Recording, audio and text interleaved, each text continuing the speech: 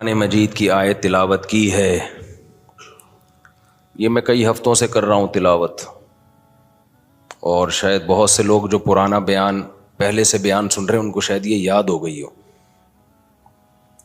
یا ایھا الذین آمنوا ادخلوا فی السلم کافہ، اے ایمان والو اسلام میں مکمل داخل ہو جاؤ.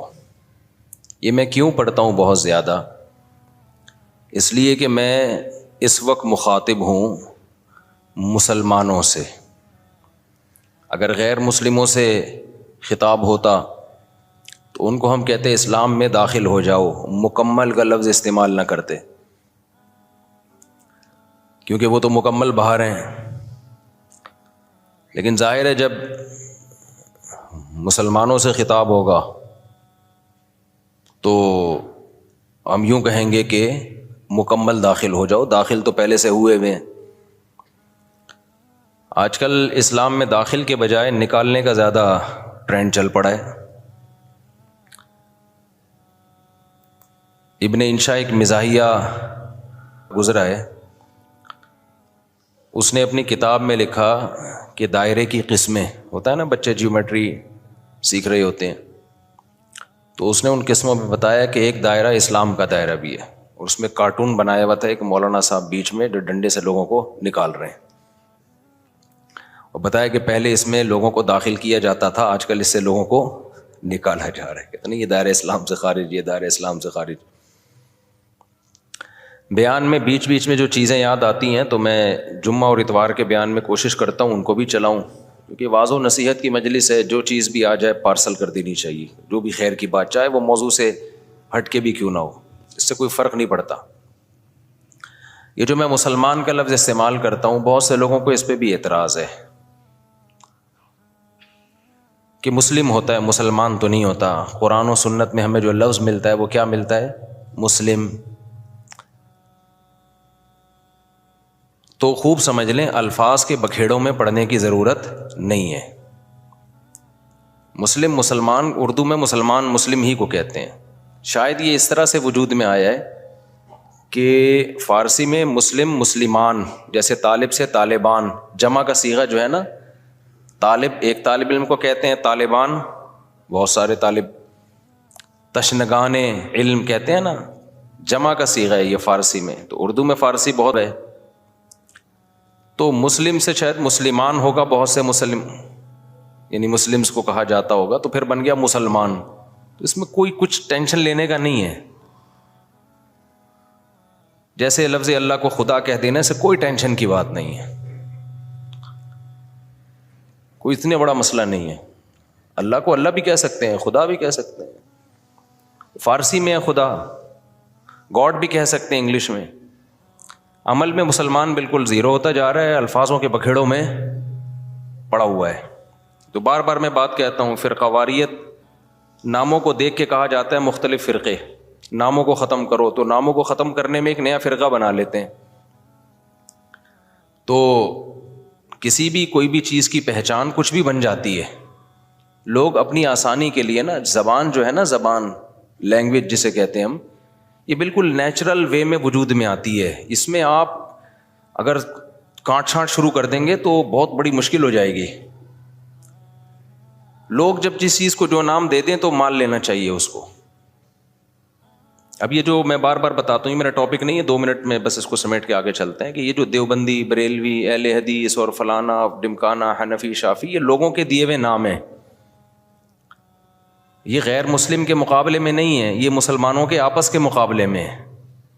اب جب ایک چیز ہوگی تو اس کو نام تو دیا جائے گا نا. مسلم کے مقابلے میں چاہے دیوبندی ہو، بریلوی ہو، شیعہ ہو، اہل حدیث ہو، جو بھی ہو، غیر مسلم کے مقابلے میں ہم سب کیا ہیں؟ مسلم ہیں.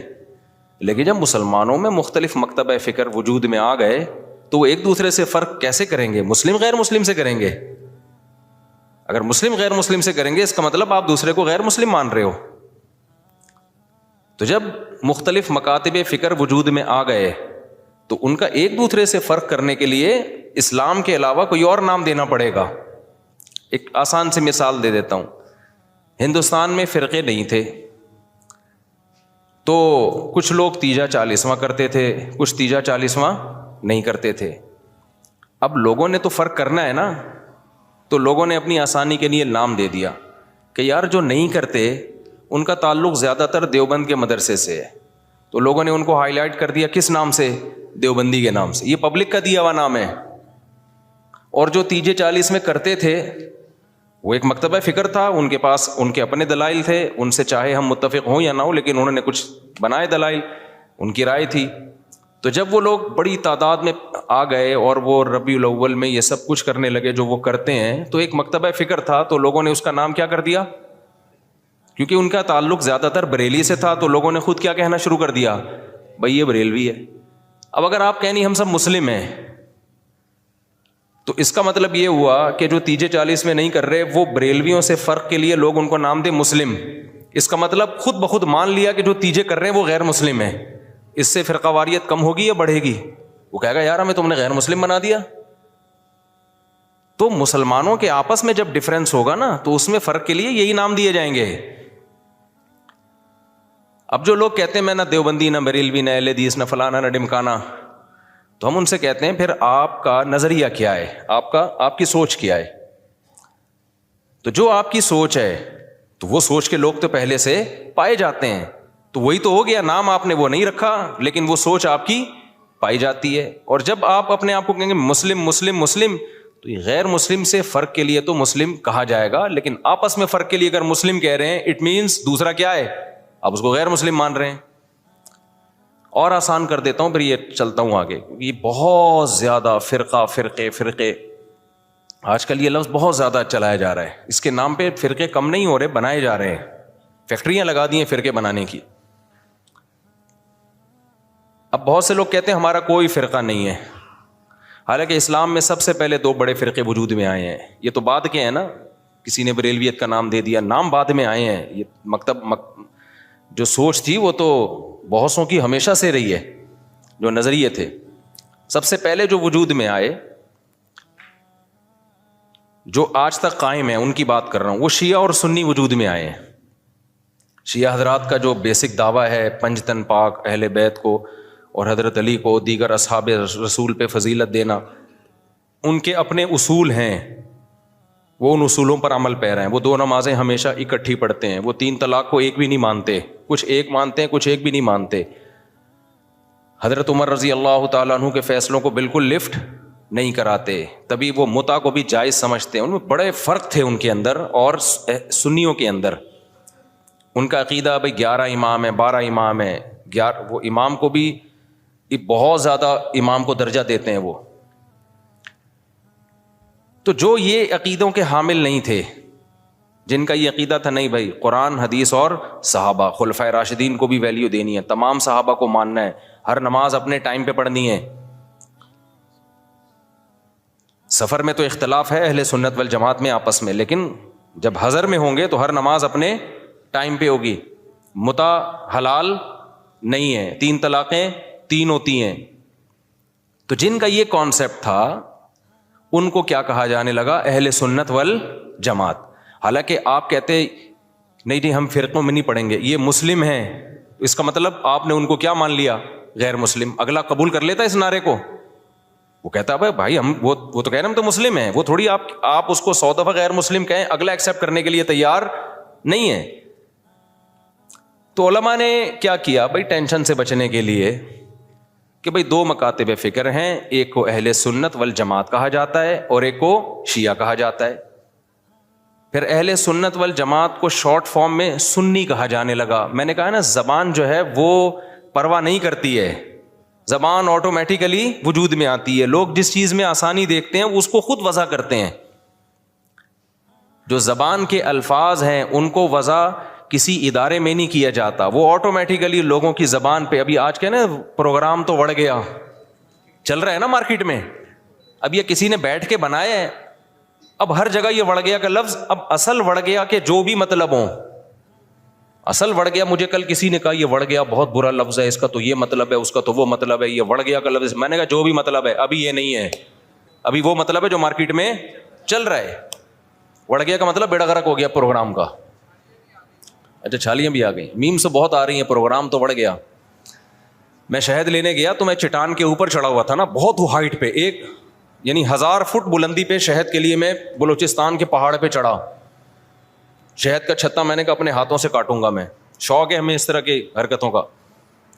اب بہت اوپر ہم چڑھ گئے, پھسلنے کا خطرہ تھا, دھڑام سے نیچے آتا. تو جب چھتا کاٹ رہا تھا میں نے کہا ایسا نہ ہو کہ پروگرام تو اڑ نہ جائے کہیں, پاؤں پھسلے اور پروگرام لوگ کہیں پروگرام تو اڑ گیا, کیونکہ ویڈیو بھی بن رہی تھی.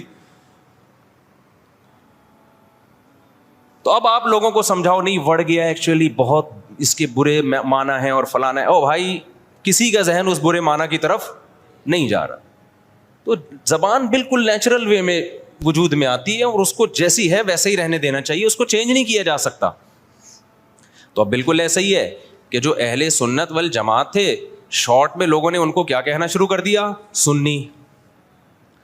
اب آپ یہ کہیں میرا کوئی فرقہ نہیں ہے, میں کسی فرقے کو نہیں مانتا, میں صرف مسلمان ہوں, تو لوگ آپ سے پوچھیں گے کہ بھائی آپ شیعہ ہو یا سنی ہو. وہ کہ میں شیعہ سنی کو نہیں مانتا, میں مسلم ہوں, میں کیا ہوں, خالص مسلم. تو اگلا پوچھے گا نا کہ آپ کے عقیدے کیا ہیں, آپ حضرت علی کو دیگر صحابہ پہ فضیلت دیتے ہو, آپ متع کو جائز سمجھتے ہو. وہ کہ نہیں. اسے کہا جائے آپ ہر وقت 2 نمازیں اکٹھے کرنے کے قائل ہو, ظہر ہمیشہ جیسے شیعہ لوگ پڑھتے ہیں. وہ کہے گا نہیں. تو اسی کو تو سنی کہا جاتا ہے جو یہ کام نہیں کرتے. آپ سب صحابہ کو مانتے ہو, ہاں جی مانتا ہوں, تو یہی تو سنی ہے, انہی کو تو سنی کہتے ہیں. کہ نہیں میں سنی نہیں, میں مسلم ہوں. تو بھائی جو عقیدے آپ کے ہیں ان شارٹ اس کو سنی کہا جاتا ہے. تو اس میں کیا تکلف ہے منہ سے پھوٹ دو کہ میں سنی ہوں, مان رہے ہو انہی عقیدوں کو. تو اسی کے تو لوگوں نے آسانی کے لیے ان شارٹ کیا کہنا شروع کر دیا, سنی کہنا شروع کر دیا.